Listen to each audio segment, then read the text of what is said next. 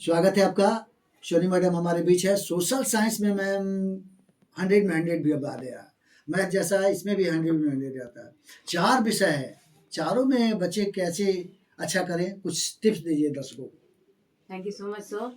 Like social study के 4 part हैं, economics, history, geography, civics. सो बच्चे सबसे पहले बच्चों के लिए यही है कि जो बच्चे हैं वो कॉन्सेप्ट को समझ जाते हैं सर।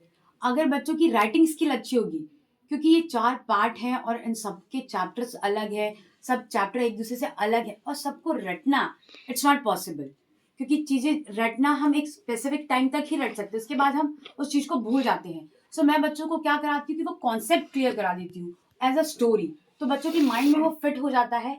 और सबसे बेस्ट चीज है कि अगर आपको राइटिंग स्किल आती हो, अगर आपको कोई भी कंटेंट दिया जाए और आप उसे लिख ले, तो ये सबसे बेस्ट पार्ट होती है। सो हमारे बच्चों को वो आता है, वो राइटिंग स्किल आती है।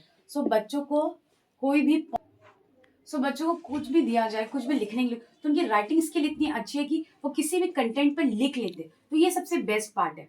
एग्जाम की बात हो गई तो बच्चों को आता बहुत कुछ है, लेकिन उनको ये समझ नहीं है कि 2 मार्क्स में कितना लिखना चाहिए। तो हम बच्चों को इसलिए ट्रेन करते हैं कि अगर 2 मार्क्स का आंसर है तो 30 से 40 वर्ड्स, अगर लॉन्ग आंसर है उसमें आप लंबा लिखिए।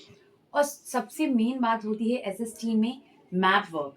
जो हमारे बच्चे हैं उनको बहुत अच्छे से मैप वर्क आता है कि अगर कोई एयरपोर्ट हो गया तो वो कहाँ पे है, अगर कोई कंट्री है, वर्ल्ड मैप में बात होगी, कोई कंट्री है, उसका कैपिटल है। सो बच्चे इस चीज को बहुत अच्छे से, उस स्किल को बहुत अच्छे से डेवलप कर चुके हैं और उस वो खुद भी मैप बनाते हैं सर। ये सबसे बड़ी बात है, क्योंकि मैप हम बचपन से ही मैप ऑलरेडी बनाया आता था, हम उसमें सिर्फ पुट ऑन करते थे कि कौन सी जगह कहाँ है। लेकिन मैं बच्चों को इस तरीके से सिखाती हूँ कि वो बच्चे खुद इंडिया का मैप खुद ड्रॉ करते हैं और फिर उसके अंदर पॉलिटिकल हो गया, फिजिकल हो गया, तो वो खुद कि कहाँ पे किस स्टेट की लेंथ कितनी होनी चाहिए, कौन सा स्टेट किससे छोटा है, बड़ा है।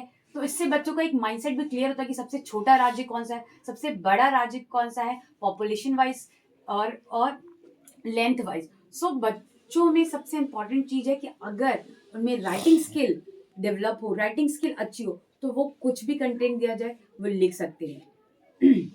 Thank you sir.